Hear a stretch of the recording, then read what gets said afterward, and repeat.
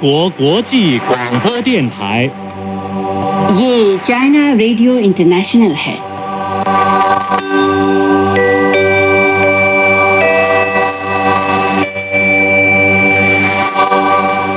यह China radio international है।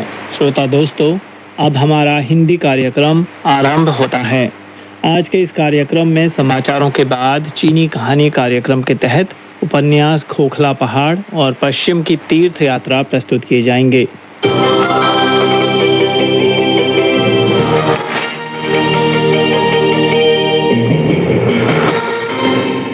लीजिए सुनिए आज के मुख्य समाचार। लाओस के राष्ट्रपति के साथ सीएमजी का विशेष साक्षात्कार। मई के अंत तक चीन का विदेशी मुद्रा भंडार 34 खरब अमेरिकी डॉलर पहुंचा। और 23 मिशन के अंतरिक्ष यात्री अंतरिक्ष में वैज्ञानिक प्रयोग करेंगे। अब आप अनिल पांडे से आज के पूरे समाचार सुनिए। चाइना मीडिया ग्रुप यानी सीएमजी ने हाल ही में चीन के ज़ेजियांग प्रांत के हांगझो शहर में लाओस की जन क्रांतिकारी पार्टी की केंद्रीय समिति के महासचिव राष्ट्रपति थोंगलोन सिसोलियोत का इंटरव्यू किया। इस मौके पर थोंगलोन ने कहा कि इस साल लाओस और चीन के बीच राजनयिक रिश्तों की स्थापना की 65वीं वर्षगांठ है और लाओस चीन मित्रवत साल भी है। लाओ लोक गणराज्य की स्थापना के बाद से अब तक लाओस चीन संबंध लगातार गहरे, मजबूत और व्यापक होते जा रहे हैं। भविष्य में दोनों देशों के बीच सहयोग और राजनयिक संबंध बेहतर, ज्यादा मजबूत और गहरे होंगे और उच्च स्तर की ओर बढ़ेंगे। थोंगलोन ने कहा कि वर्तमान चीन यात्रा के दौरान मैंने हांगझो में कई हाईटेक कंपनियों का दौरा किया और चीन में आधुनिक तकनीक के विकास के बारे में जाना। देखा जा सकता है कि चीन आधुनिक प्रौद्योगिकी, एआई और डिजिटल अर्थव्यवस्था को राष्ट्रीय विकास के लिए अहम क्षेत्र मानता है। यह लाओस के लिए अच्छा अनुभव है। हम दोनों देशों के बीच तकनीकी सहयोग बढ़ाएंगे। थोंगलोन ने आगे कहा कि चीनी कम्युनिस्ट पार्टी और लाओस की जन क्रांतिकारी पार्टी के समान आदर्श हैं। हमारे बीच दीर्घकालीन सहयोग और बेहतर संबंधों का लंबा इतिहास है और इसका लगातार विकास होगा। लाओस और चीन ने दीर्घकालीन, स्थिर और व्यापक रणनीतिक साझेदारी स्थापित की और साझे भविष्य वाले समुदाय के निर्माण की पुष्टि की। हमारी आपसी समझ हमारे दोनों देशों को समाजवादी रास्ते पर आगे बढ़ने में मदद करेगी। इस साल चीन में 15वीं पंचवर्षीय योजना और लाओस की 10वीं पंचवर्षीय योजना का पहला साल है। इस बारे में थोंगलोन ने कहा कि इस विशेष वर्ष में हम दोनों पक्ष संबंधित मुद्दों पर सलाह मशविरा और समन्वय करेंगे ताकि राष्ट्रीय विकास में लाओस चीन के फायदेमंद अनुभव पूर्ण रूप से सीख सके। चीन हमेशा लाओस का समर्थन करता है। हमारे बीच घनिष्ठ समन्वय कायम रहेगा और कभी नहीं बदलेगा। थोंगलोन ने यह भी कहा कि चीनी कम्युनिस्ट पार्टी शी जिनपिंग द्वारा प्रस्तुत सभी वैश्विक पहलों में देश के संबंधों पर जोर दिया जाता है। चाहे बड़े और छोटे, सभी देशों के साथ समान व्यवहार और आपसी सम्मान किया जाना चाहिए। सभी देशों को वैश्वीकरण के रास्ते पर एक तरफावाद का विरोध करने के साथ बहुपक्षवाद को प्रोत्साहित करना होगा ताकि विचार विमर्श के जरिए बहुध्रुवीय दुनिया को बढ़ावा दिया जा सके। उधर लाओस की जन क्रांतिकारी पार्टी की केंद्रीय समिति के महासचिव और राष्ट्रपति थोंगलोन सिसोलियोत ने 2 से 6 जून तक चीन की राजकीय यात्रा की। चीन, लाओस और अंतर्राष्ट्रीय समुदाय ने यात्रा की उपलब्धियों की प्रशंसा की है। यात्रा के दौरान दोनों पार्टियों और दोनों देशों के सर्वोच्च नेताओं ने चीन लाओस संबंधों को बढ़ाकर नए युग में सभी मौसमों के अनुरूप चीन लाओस साझे भविष्य वाले समुदाय का निर्माण करने पर सहमति कायम की है। यात्रा से दोनों देशों के बीच पारंपरिक मित्रता मजबूत हुई और विभिन्न क्षेत्रों में आपसी लाभ वाले सहयोग का विस्तार हुआ। विश्लेषकों का मानना है कि थोंगलोन की चीन यात्रा से नए ऐतिहासिक शुरुआती बिंदु पर दोनों पार्टियों और दोनों देशों के बीच संबंधों के विकास का नया खाका तैयार किया गया है। इससे चीन लाओस संबंध और विशेष विभिन्न सभ्यता वाले आधुनिकीकरण कार्य नए चरण में प्रविष्ट हुए हैं। इस साल चीन और लाओस के बीच राजनयिक संबंध स्थापना की 65वीं वर्षगांठ है और चीन लाओस मित्रता वर्ष भी। पिछले 65 सालों में चाहे अंतर्राष्ट्रीय स्थिति में कितना भी बड़ा परिवर्तन क्यों न आया हो, चीन और लाओस के बीच परंपरागत मित्रता हमेशा चट्टान की तरह मजबूत और अटूट रही है। अब दुनिया में सदी का अभूतपूर्व परिवर्तन तेजी से हो रहा है। चीन और लाओस के सामने विकास और पुनरुत्थान का नया मिशन मौजूद है। इस साल चीन में 15वीं पंचवर्षीय योजना और लाओस में 10वीं पंचवर्षीय योजना का पहला साल है। इस कुंजीभूत वर्ष में दोनों देशों ने द्विपक्षीय रिश्तों को बढ़ाने का फैसला किया है। यह दुनिया और युग में हो रहे बदलावों के मुकाबले में अनिवार्य विकल्प ही नहीं, दोनों देशों के विकास की मांग से मेल खाता है और दोनों देशों के लोगों की इच्छा के अनुरूप भी है। पड़ोसी समाजवादी देश होने के तौर पर चीन और लाओस मित्रवत वर्ष के मौके पर विभिन्न क्षेत्रों में सहयोग का विस्तार करेंगे और लोगों के बीच मित्रता बढ़ाएंगे। इसके साथ ही दोनों देश एक साथ अंतर्राष्ट्रीय निष्पक्षता और न्याय की रक्षा करेंगे, समान और व्यवस्थित बहुध्रुवीय दुनिया और समावेशी आर्थिक वैश्वीकरण को प्रोत्साहित करेंगे और अधिक न्यायपूर्ण व उचित वैश्विक शासन प्रणाली के निर्माण को बढ़ावा देंगे। यह क्षेत्रीय और विश्व शांति और विकास के लिए लाभदायक होगा। उधर रूस की संस्कृति मंत्री ओल्गा बोरिसोवा ल्यूमिबोवा ने हाल ही में कहा कि रूस चीन के साथ फिल्म के क्षेत्र में सहयोग का विस्तार करेगा। सेंट पीटर्सबर्ग अंतर्राष्ट्रीय आर्थिक मंच के दौरान उन्होंने संवाददाताओं से कहा कि चीनी फिल्म उद्योग और फिल्म अर्थव्यवस्था दुनिया में अग्रणी है। चीनी फिल्म निर्माता न केवल फिल्मों के आर्थिक प्रदर्शन को महत्व देते हैं, बल्कि पटकथा में निहित मूल्य, नैतिकता और परंपरा पर भी ध्यान दिया जाता है। अब रूसी फिल्म निर्माता चीनी बाजार का विकास करने में जुटे हैं। इस दौरान बॉक्स ऑफिस मुख्य विचारणीय बात नहीं है। रूसी फिल्म के लिए चीनी बाजार में प्रवेश करना सफलता का संकेत है। उन्होंने रूस और चीन के बीच सह निर्मित फिल्मों के महत्व पर भी जोर दिया। उन्होंने कहा कि दोनों देशों ने संबंधित सहयोग दस्तावेज संपन्न किया है। दोनों पक्षों के सहयोग में फिल्म रेड सिल्क रिलीज हो चुकी है, जबकि इसकी अगली कड़ी ब्लैक सिल्क की रूस में शूटिंग पूरी हो चुकी है। उन्होंने यह भी कहा कि रूस और चीन के दर्शक कॉमेडी पसंद करते हैं। दोनों देशों के पटकथा लेखकों को एक दूसरे के मजाक करने के अंदाज को समझना चाहिए, ताकि अलग अलग आयु वर्ग के दर्शकों के लिए लोकप्रिय फिल्में तैयार की जा सके।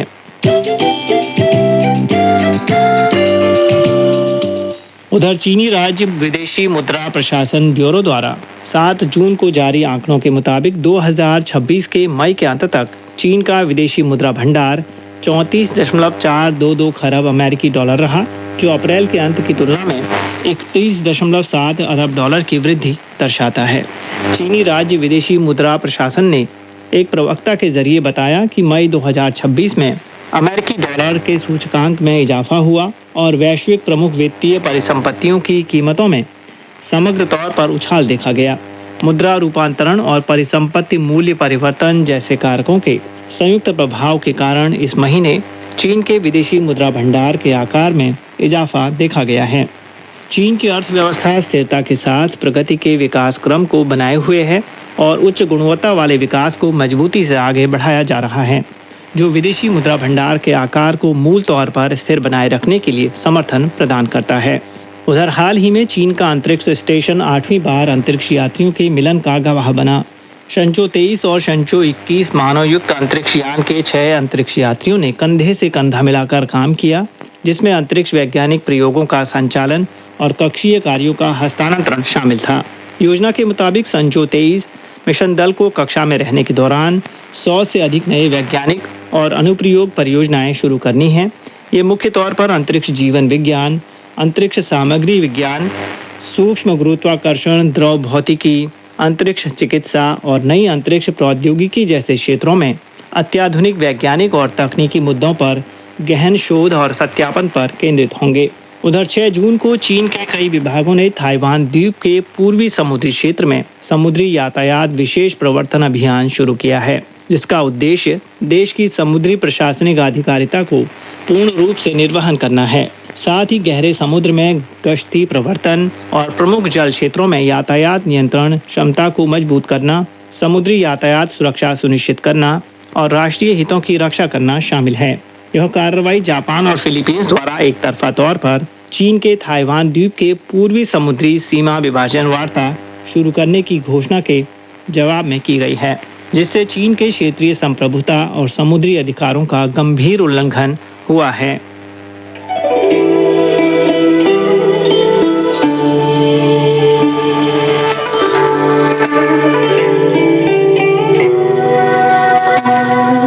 यह चाइना रेडियो इंटरनेशनल है। आप सुन रहे हैं अपने दोस्त और होस्ट लीला भट्ट के साथ चीनी कहानी कार्यक्रम।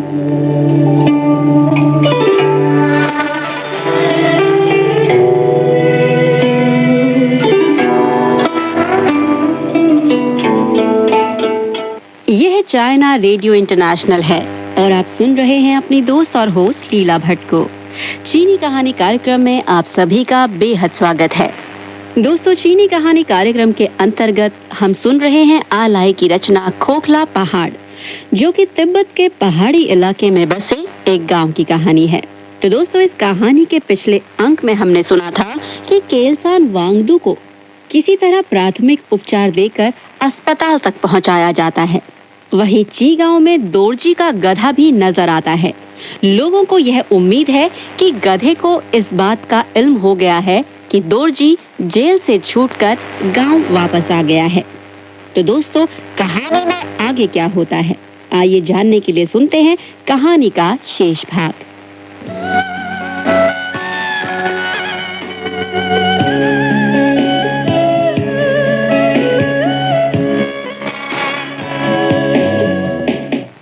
क्या मैं सचमुच लड़ने जा रहा हूँ? केलसांग वांगडू ने पूछा। इन आवाजों से वह भयभीत हो गए थे। इस तरह के सवाल का जवाब देने के लिए किसी के पास कोई वाक्य नहीं था। जो लोग स्ट्रेचर लेकर चल रहे थे वे थोड़ा रुके और उन्होंने लकड़ी का एक टुकड़ा वांगडू के मुंह में डाल दिया। इससे अब बेहोश होने की हालत में जीभ कटने का खतरा नहीं रहेगा।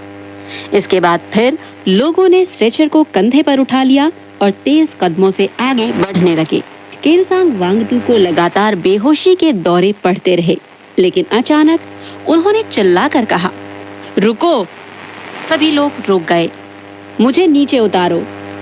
धीरे धीरे स्ट्रेचर को जमीन पर रखा गया।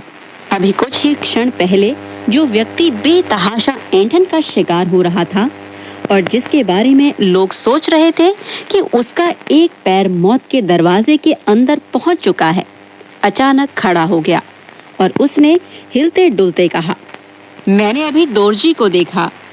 उसने नदी तट से दूर के रास्ते की ओर इशारा किया और कहा, बिल्कुल वही देखा। वह झाड़ियों के बीच के खाली स्थान की ओर इशारा कर रहे थे। ओक और सनोवर के पेड़ों के इस घने जंगल के एक खाली स्थान में थोड़ी झाड़ियां दिखाई दे रही थी। सबने अपने कान उन ओर लगा दिए, लेकिन उन्हें बस बहुत हल्की आवाजें सुनाई दी जो पेड़ों के हिलने से आ रही थी। वैसे भी वसंत का मौसम था और ऐसे समय पेड़ों को थोड़ा पानी और थोड़ी गर्माहट जब मिल जाती है तो उनकी शाखाओं में पत्तियां तेजी से निकलने लगती हैं। यह आवाज उन पत्तियों से निकलने वाले संगीत की थी। दोरजी वहां कहीं नहीं था, लेकिन केलसांग वांगडू अपनी जिद पर अड़े रहे कि उन्होंने नदी के दूसरी तरफ साफ साफ दोरजी को अपने गधे के साथ देखा। वह बीमार व्यक्ति जो शिकार के समय बहुत बहादुर और मजबूत नजर आता था, लड़कियों की तरह रोने लगा। रोते रोते वह बोलता जा रहा था, क्या मैंने किसी भूत को देखा? दोरजी, क्या मैंने तुम्हारा भूत देखा? मेरे दोस्त, मैं भी मर रहा हूँ। तुम मेरा इंतजार करो। हम लोग साथ साथ नया जन्म लेंगे और किसी बेहतर जगह में रहेंगे। दोरजी, मेरे भाई, मैंने तुम्हें नीचा दिखाया। ची गांव ने तुम्हारा अपमान किया, लेकिन तुम तो अभी मुझे दिखाई दिए थे। मेरा इंतजार करो दोरजी, तुम्हें इंतजार करना ही होगा। इतना कहते ही केलसांग वांगडू की चेतना गायब हो गई और वह बेहोश होकर लेट गए। उनके बेहोश होते ही आसमान में पूरब की तरफ आग जैसी हो रही झिलमिलाहट ने एक लाल लपट का रूप लिया और समूचे आकाश में फैल गई। इसका प्रकाश तमाम दूरियों को पार करता हुआ स्ट्रेचर पर लेटे वांगडू के चेहरे पर पड़ा और वह चेहरा चमकने लगा। जमीन पर जितनी भी चीजें थी उन सब को उस रोशनी ने प्रकाशहीन कर दिया और ऐसा लगा जैसे सारी चीजें झुलस गई हों। बस केवल चांद की पीली रोशनी बची रह गई, जो धरती पर और धरती के जीवों पर आहिस्ता आहिस्ता पड़ रही थी। अगले दिन कम्यून के अस्पताल में केलसांग वांगडू की नींद खुली। वह एक बिस्तर पर लेटे हुए थे। हालांकि उनकी आंखें खुली हुई थी, लेकिन दिमाग पूरी तरह खालीपन से भरा था। उन्होंने देखा कि उनके सिर के ऊपर शीशे की कोई बोतल उल्टी लटकी हुई है और उसमें कोई तरल पदार्थ है। उस बोतल से दवा की बूंदें एक ट्यूब के जरिए उनके शरीर में प्रवेश कर रही थी। उन्होंने मन ही मन सोचा कि यह तो किसी ओझा के जादू से भी ज्यादा चमत्कारिक है। शरीर में जाती हुई यह दवा बर्फ की तरह ठंडी लग रही थी। लगता है इस ठंड ने ही मुझे जगा दिया, उन्होंने सोचा। उन्हें पता था कि वह एक बार फिर जिंदा हो गए थे। उनके मुंह से एक कराह निकली, उनकी खुद की कराह, और उन्हें अच्छा लगा कि यह किसी जानवर की चीख नहीं थी।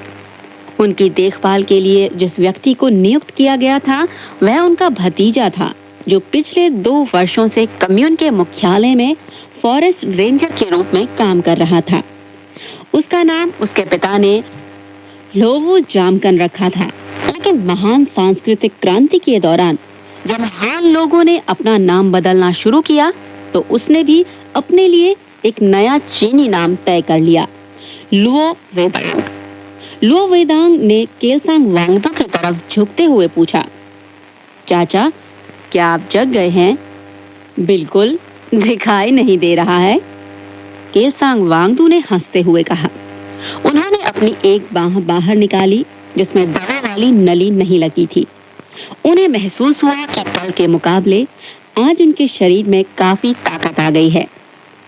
मेरा कहने का मतलब है कि क्या आप सचमुच जगे हुए हैं? उनके भतीजे के चेहरे पर चिंता की लकीरें थीं। केलसांग वांगडू ने सोचा कि बेचारा मेरे बारे में सोचकर परेशान हो रहा है। निश्चिंत रहो बेटे, मैं बिल्कुल ठीक हूँ। उस नौजवान के चेहरे और आवाज दोनों में थोड़ी सख्ती का पुट नजर आया। उसने कहा, मैंने सुना है कि आपने दोरजी को देखा, क्या यह सच है? हाँ, मैंने देखा, लेकिन दूसरे लोग कह रहे थे कि उन्होंने नहीं देखा। क्या तुम्हारे पास दोरजी के बारे में कोई खबर है? चाचा, यहाँ के नेता लोगों का कहना है कि वे आपके जगते ही आपसे कुछ सवाल करना चाहते हैं। क्या तुम्हारा मतलब ओल्ड वे से है? वह शायद मुझे देखने आया हो। अब वह चाहे सवाल करे या ना करे। केलसांग वांगडू के भतीजे ने कुछ क्षण उन्हें देखा और फिर कुछ कहे बिना कमरे से बाहर चला गया। जब वह अंदर आया तो काफी उत्तेजित था। उसने अपने बारे में एक घोषणा की, उन लोगों ने मुझे विशेष जांच टीम में शामिल कर लिया है। क्या? लुओ वेदांग ने कुछ नहीं कहा। बेशक केलसांग वांगडू को अभी तक यह नहीं पता था कि ओल्ड वे को उसके पद से हटा दिया गया है। लुओ वेदांग कमरे से बाहर 2 कुर्सियां लाने गया, जिसे उसने केलसांग वांगडू के बिस्तर के बगल में रख दिया। इसके बाद 2 सरकारी सुरक्षा अधिकारियों ने कमरे में प्रवेश किया। उनके चेहरे पर एक क्रूरता झलक रही थी और वे उन कुर्सियों पर बैठ गए। उनमें से एक ने अपना नोटबुक निकाला, जेब से कलम निकाली और फिर कहा, ठीक है। दूसरे अफसर ने अपने पैर पर दूसरा पैर रखते हुए कहा, तुम्हारा नाम क्या है? मैं चीगांव की प्रोडक्शन टीम का नेता हूँ, केलसांग वांगडू ने जवाब दिया। मैंने पूछा कि तुम्हारा नाम क्या है? अफसर ने उसकी बात काटते हुए कहा, केलसांग वांगडू।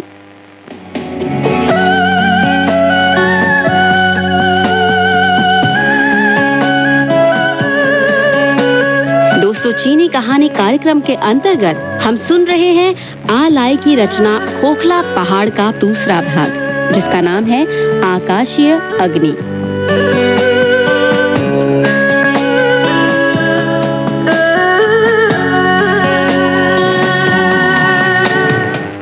अतीत में केंद्र सरकार के अधिकारियों ने केलसांग वांगडू के साथ बेहद विनम्रता का व्यवहार किया था। जिस तरह ये दोनों अफसर बात कर रहे थे, इस तरह कभी भी किसी ने उनसे बात नहीं की। शायद ऐसा इसलिए हो रहा हो क्योंकि उन्हें नहीं पता कि यह कौन व्यक्ति है। मैं चीगांव की प्रोडक्शन टीम का नेता, उन्होंने फिर कहने की कोशिश की। हमें सब पता है, हम जो सवाल तुमसे कर रहे हैं उसका जवाब दो। अच्छा, यह बताओ कि तुम्हें कौन सी बीमारी है? प्रेत की बाधा है। बकवास, तुम्हें मिर्गी के दौरे पड़ते हैं। क्या तुम प्रोडक्शन टीम के नेता नहीं हो? क्या तुम कम्युनिस्ट पार्टी के सदस्य नहीं हो? तुम कैसे इस तरह के सामंती अंधविश्वासों पर विश्वास कर सकते हो? मैं कल तुमने कुछ देखा? देखा कि नहीं? कल? अच्छा, कल? हाँ, जंगल में कहीं आग लगी थी और चीगांव से उसकी लपटें दिखाई दे रही थी। काफी धुआं भी नजर आ रहा था। क्या और भी कुछ देखा? और भी कुछ? अरे हाँ, मेरे ऊपर किसी भूत। नहीं नहीं, ऐसा नहीं है। मेरा मतलब मुझे वही बीमारी है जिसे अभी आपने बताया। उस बीमारी को मिर्गी कहते हैं। और कुछ? और कुछ? और कुछ? नहीं नहीं, कुछ भी नहीं। क्या सचमुच कुछ भी नहीं? नहीं, कुछ था जिसे कहने में मुझे थोड़ा डर लग रहा है। अफसर के चेहरे पर तुरंत एक चमक आई। ऐसी चमक जैसे कोई बड़ा रसदार फल पेड़ से गिरकर हाथ में आने वाला हो। वह केलसांग वांगडू के चेहरे के पास झुक गया और अचानक अपनी आवाज में नरमी और दोस्ताना भाव लाते हुए कहा, हाँ हाँ बताओ, घबराओ नहीं, बस सब कुछ बता दो। लुओ वेदोंग अब तक बाहर से झांक रहा था और वह भी अब अंदर आ गया। बताओ चाचा, खुलकर सब बताओ, केलसांग वांगडू ने थूक निकलते हुए कहा। अभी मैं कुछ कहूंगा तो आप मेरी आलोचना करने लगेंगे। आप कहने लगेंगे मैं सामंती अंधविश्वासों में विश्वास करता हूँ और मुझे इनमें विश्वास नहीं करना चाहिए। आपका कहना सही भी है, मुझे सचमुच इन चीजों में विश्वास नहीं करना चाहिए। नहीं नहीं, खुलकर बोलो, हम लोग तुम्हारी आलोचना नहीं करेंगे। मैंने एक भूत देखा, केलसांग वांगडू ने कहा। वह किसका भूत था? ओझा दोरजी का भूत था। तुम ऐसा क्यों कह रहे हो कि वह भूत था? क्योंकि उसे मैंने ही क्षण भर के लिए देखा और फिर वह गायब हो गया। इसके अलावा उसे केवल मैंने देखा और मैं उस समय बीमार भी था। जो लोग बीमार होते हैं उनकी आंतरिक ऊर्जा बहुत कमजोर हो जाती है, इसलिए मैं देख सका। अन्य लोगों ने जो मेरे साथ थे उसे नहीं देखा क्योंकि वे नौजवान और स्वस्थ थे और उनके पास काफी ऊर्जा थी। क्या यह सचमुच दोरजी ही था? हाँ, वह मेरे गांव का दोरजी ही था। प्लीज कॉमरेड, आप मुझे बताइए कि क्या आप लोगों ने सचमुच दोरजी को गोली मार दी थी? उन दोनों अफसरों ने इसके सवाल का जवाब दिए बगैर नर्स को आवाज दी। उन लोगों के निर्देश पर नर्स ने उसकी बाह में लगी नली और सुई निकाल दी। माफ करना, हमें थोड़े समय के लिए तुम्हें दिक्कत में रखना होगा। मैं चाहता हूं कि तुम मेरे साथ उस जगह पर चलो जहां तुमने दोरजी को देखा था। इसके बारे में हम लोग बातचीत करेंगे और फिर तुम्हें यहाँ वापस ला देंगे और इस बात का भी ध्यान रखेंगे कि तुम पूरी तरह ठीक हो जाओ। यह हम लोगों का वादा है। लेकिन क्या वह बहुत बीमार नहीं है? केलसांग वांगडू के भतीजे ने कहा। अपने चाचा के स्वास्थ्य को लेकर उसके चेहरे पर चिंता की लकीरें दिखाई दे रही थी। हालांकि अब वह विशेष जांच टीम का सदस्य था और उसकी यह ड्यूटी थी कि फरार अपराधी को न्याय दिलाने के लिए पकड़ने में मदद करे। हमने पूंजीवाद के रास्ते पर चलने वालों का पहले ही तख्ता पलट कर दिया है। और क्या तुम समझते हो कि हम एक मिर्गी के मामूली से मरीज की देखभाल नहीं कर सकते? अफसरों ने जवाब दिया। केलसांग वांगडू इस सवाल की अनदेखी करते हुए बिस्तर से उछलकर खड़ा हो गया और बोला, चलिए चलते हैं। दोनों अफसर हंसने लगे, हालांकि उनके चेहरे पर अभी भी क्रूरता दिखाई दे रही थी। जल्दी ही वे लोग एक जीप में सवार होकर उस सड़क पर आगे बढ़ रहे थे जिस पर ची गांव से केलसांग को लाया गया था। केलसांग जितना ही दोरजी के बारे में सोचता था उतनी ही उसकी चिंता बढ़ती जाती थी। कॉमरेड, क्या दोरजी मर चुका है? कोई जवाब नहीं। क्या आपने उसे गोली मारी? तुम क्या सोचते हो? वह अपराधी है, सामंती अंधविश्वासों को करने का अपराधी, लेकिन उसने औरों के भले के लिए ही ऐसा किया। जिस अफसर से केलसांग की बात हो रही थी वह बहुत उत्सैल किस्म का था। केलसांग की इस बात से वह पूरी तरह चिढ़ गया और बोला, तुम कह क्या रहे हो? क्या तुम कम्युनिस्ट पार्टी के सदस्य हो या तुम एक सजा याफ्ता दंगाई की ओर से बोल रहे हो? मैं अब तुम्हें बताता हूँ। वह भाग गया। तुम अगर यह सोचते हो कि हमने सचमुच उसे गोली मारी तो क्या हमारे गोली मारने के बाद भी वह भाग सकता था? उसे महज 6 साल की सजा दी गई थी और फिर वह सजा काटने की बजाय भाग गया। तुम क्या समझते हो कि ऐसे व्यक्ति को गोली नहीं मारी जानी चाहिए? इतने साफ शब्दों में केलसांग को अनुशासन का पाठ पढ़ाया गया, लेकिन इसके बावजूद उसे बिल्कुल गुस्सा नहीं आया। उसने इत्मीनान के साथ सीट के पीछे के हिस्से का सहारा लिया और लंबी सांस लेते हुए कहा, बिल्कुल, उसे मार दिया जाना चाहिए, उसे गोली मार दी जानी चाहिए। केलसांग ने अफसरों को चकमा देने का एक मामूली सा उपाय ढूंढ लिया। जीप को रोकने के लिए जिस जगह उन्होंने आवाज दी वह जगह कोई और थी। पिछली रात दोरजी को उन्होंने यहाँ नहीं देखा था। हालांकि यह जगह बिल्कुल वैसी ही थी। यहाँ भी एक नदी बह रही थी और उसके किनारे हरी हरी घासें थी और साथ ही ओक तथा सनोवर के पेड़ों का जंगल भी था।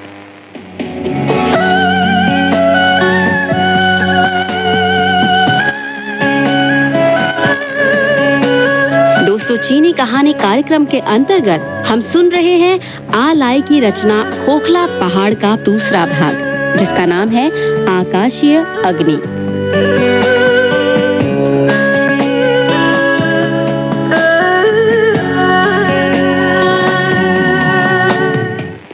एक तेज घड़घड़ाहट के साथ जीप रुक गई और फिर वे लोग उतरे। अब चूंकि वांगडू अस्पताल के वातावरण से बाहर एक बार फिर प्रकृति की गोद में आ गया था, उसे महसूस हुआ कि उसके शरीर की खोई हुई ऊर्जा वापस आ रही है। एक बार फिर उसकी आंखों के सामने कल की चांदनी रात की वह तस्वीर नजर आने लगी, जब उसने दोरजी को अपने स्वामी भक्त गधे के साथ देखा था। उसने सोचा कि निश्चित तौर पर यह भूत नहीं था, वह सचमुच दोरजी ही था। वह जेल से भाग गया और अब वापस ची गांव में आ गया है। घास के घेरे के बीचों बीच वांगडू खड़ा था और उसने 3-4 बार अपने पांव पटकते हुए कहा कि उसने बिल्कुल उसी जगह दोरजी को खड़े देखा था। दोनों अफसरों ने उस स्थान का अच्छी तरह मुआयना किया, लेकिन उस जगह को देखने से इस बात का तनिक भी संकेत नहीं मिलता था कि इन घासों पर पिछली रात कोई व्यक्ति या जानवर खड़ा रहा होगा। घासों का रूप रंग और उनकी नर्म फुनगियां बता रही थी कि यहाँ कोई नहीं आया था। वांगडू ने जब देखा कि कोई प्रमाण के अभाव में वे दोनों अफसर बहुत परेशान दिख रहे हैं, तो उसने 1-2 बार और पहले के मुकाबले ज्यादा ताकत से अपना पैर पटका और जोर दिया कि यही वह जगह थी। दोनों अफसरों ने भी अपने पांव वहां पटक कर देखे, लेकिन उन्हें कुछ भी हासिल नहीं हुआ। सभी लोग वापस जीप में आ गए और अब यह खोजी दल अस्पताल की ओर बढ़ चला। उनके ठीक सामने आकाश में अभी भी काले बादल का एक समूह लटक रहा था। जरा उस धुएं जैसे बादलों को देखिए, वांगडू ने जोर से उन अफसरों से कहा। जरूर कहीं आग लगी है। विशेष खोजी दल के सदस्यों ने कुछ भी जवाब नहीं दिया। आप लोग इन छोटी छोटी बातों में लगे हैं, जबकि सचमुच बड़ा जंगल जल रहा है, वांगडू ने कहा। अभी भी किसी ने कोई जवाब नहीं दिया। सच्चाई यह थी कि केलसांग वांगडू खुद भी यह चाहता था कि वह अपना मुंह बंद रखे, लेकिन उसे ऐसा हो नहीं पा रहा था। वैसे खोजी दल के सदस्य भी यही चाहते थे कि वांगडू चुपचाप बैठा रहे। थोड़ा रुकने के बाद वांगडू ने फिर कहा, जब हम बंजर जमीन का सफाया करते हैं तो भी बहुत धूल धक्कड़ उठती है, लेकिन हवा चलते ही वह गायब हो जाती है। केलसांग वांगडू इस बात का जिक्र करना चाहता था कि दोरजी के न मरने की खबर से उसे कितनी खुशी हुई, और यह कि दोरजी चुपके से वापस अपने गांव में आ चुका है। वह खुश था क्योंकि उसने अपनी आंखों से उसे देखा था। यह बताने की बजाय उसने कहा, हम आमतौर पर सर्दियों की शुरुआत के साथ अपने यहाँ खेतों में सफाई का काम करते हैं, क्योंकि उस मौसम में जंगल के विभिन्न हिस्से बर्फ की वजह से एक दूसरे से कटे रहते हैं। अभी बर्फ पिघल चुकी है, इसलिए अगर इस समय जंगल में कहीं आग लगी तो उसे रोक पाना बहुत ही मुश्किल होगा। तुम बहुत बकवास करते हो। अगर देश के जंगल जलने लगेंगे तो क्या इससे तुम्हें खुशी होगी? केलसांग वांगडू झेंप गया और उसने सिर नीचे झुका लिया। अफसर के इस सवाल ने उसे खामोश कर दिया। वह कभी भी किसी जंगल के जलने से खुश नहीं हो सकता, भले ही वह जंगल राज्य का हो या ना हो। अगर जंगल में आग लगती है तो जानवरों और चिड़ियों के लिए या उनके बसेरों के लिए कोई जगह सही सलामत नहीं बचती। अग्नि देवता बड़ी आसानी से अपनी एक ही लपट में धनी से धनी गांव को निगल सकते हैं। वह बहुत आसानी से किसी भी झरने को पानी से वंचित कर सकते हैं और उसे पूरी तरह सूखा कर सकते हैं। अगर कोई भी पेड़ नहीं होगा तो हमारी क्या हालत होगी, इसे आसानी से समझा जा सकता है। क्या कोई है जो इस आग को बुझाने की पहल करेगा? वांगडू ने उससे पूछे गए सवाल के जवाब में यह सवाल किया। उस सुबह जब वे कम्यून से चले थे तो उन्होंने देखा था कि प्राइमरी स्कूल के बाहर मैदान में किसी सभा के लिए लोग इकट्ठे हो रहे थे। वहां एक सभा चल रही थी और कोई लाउडस्पीकर से भाषण दे रहा था। केलसांग वांगडू ने पूछा, वहां जो लोग सभा में थे, क्या उन लोगों ने इस बात पर गौर नहीं किया कि बिल्कुल उनके सामने ही जंगल में आग लगी हुई है? यह राज्य का मामला है। तुम्हें क्या जरूरत पड़ी है कि राज्य के मामले को लेकर इतनी माथापच्ची कर रहे हो? अच्छा, तो आपका क्या ख्याल है कि आपको यह आग दिखाई नहीं दे रही है? हमारा काम भागे हुए कैदियों को पकड़ना है। इन शब्दों के साथ दोनों अफसरों के चेहरे तमतमा गए और उन्होंने फिर गंभीर रूप धारण कर लिया। केलसांग वांगडू ने उनका जवाब देना मुनासिब नहीं समझा, लेकिन खामोशी के साथ ही उसके अंदर एक संवाद चलता रहा। क्या दोरजी ने जो आग लगाई थी उससे गांव वालों का भला नहीं हुआ? क्या यह सही नहीं है कि उस आग से किसी भी तरह का नुकसान नहीं हुआ? ये अफसर इतने अड़ियल दिमाग के हैं कि इन्हें बस दोरजी को गिरफ्तार करने की पड़ी है और वे यह भी नहीं देख पा रहे हैं कि ठीक उनकी आंखों के सामने जंगल में इतनी भयंकर आग लगी है। केलसांग वांगडू सिहर उठा। उसे बहुत स्पष्ट तौर पर अपनी कल्पना में ही इन सारी चीजों की एक परिणति दिखाई दी और यह परिणति ऐसी थी जिसने उनकी हड्डियों को भी कंपा दिया। उसने देखा कि ची गांव पूरी तरह ध्वस्त हो चुका है, इस तरह जैसे यही उसकी किस्मत में लिखा हो। उसे अब वापस किसी भी हालत में अस्पताल नहीं जाना चाहिए। उसे गांव जाना चाहिए और उन तैयारियों में जुट जाना चाहिए ताकि आग को आगे बढ़ने से रोका जा सके। वह गांव का नेता है। अगर इस विपदा को टालने का कोई तरीका नहीं हुआ तो समूचे गांव के साथ वह भी इसकी चपेट में आ जाएगा। गाड़ी रोककर उन अफसरों में से एक ने वांगडू से कहा, तुम उतर जाओ। तुम सचमुच कम्युनिस्ट पार्टी के एक सचेत और जागरूक सदस्य लगते हो। जैसे ही वह जीप से उतरा, नदी के पूर्वी मुहाने से हवा का एक बहुत तेज झोंका आया और उस झोंके के साथ वांगडू ने धुएं और आग की महक को बड़ी तेजी से महसूस किया। ऊपर आसमान में काला धुआं और भी घना होता जा रहा था। उसके निचले हिस्से में जो लाल चमक दिखाई दे रही थी वह पूरे क्षितिज में फैलने लगी थी।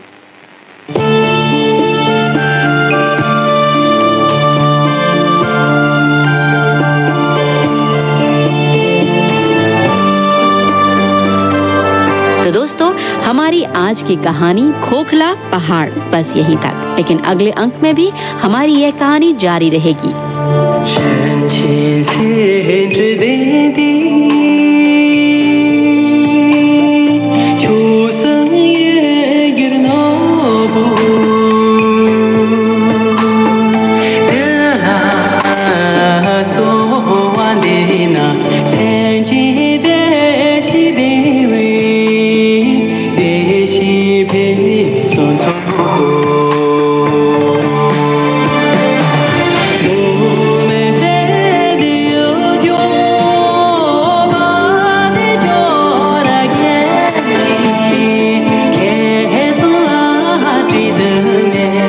अभी आप सुन रहे हैं तिब्बती गायिका च्यांग यांग चोमा की आवाज में तिब्बती गीत जिसका नाम है जन्मभूमि का प्यार। इस गीत में पठारी मैदानों के प्राकृतिक सौंदर्य और रहस्य, तिब्बती लोगों की नेकदिली और भलाई तथा जन्मभूमि के प्रति उनके गहरे प्यार को अभिव्यक्त किया गया है।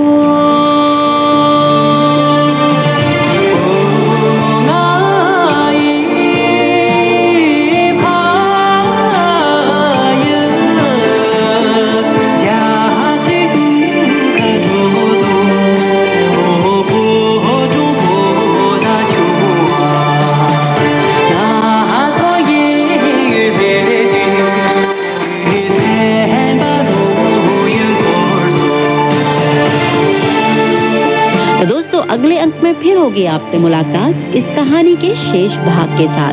तब तक स्वस्थ रहिए, मुस्कुराते रहिए, रखिए अपना ध्यान और दीजिए अपनी दोस्त और होस्ट लीला भट्ट को इजाजत। नमस्कार, बाय बाय, जय सियान।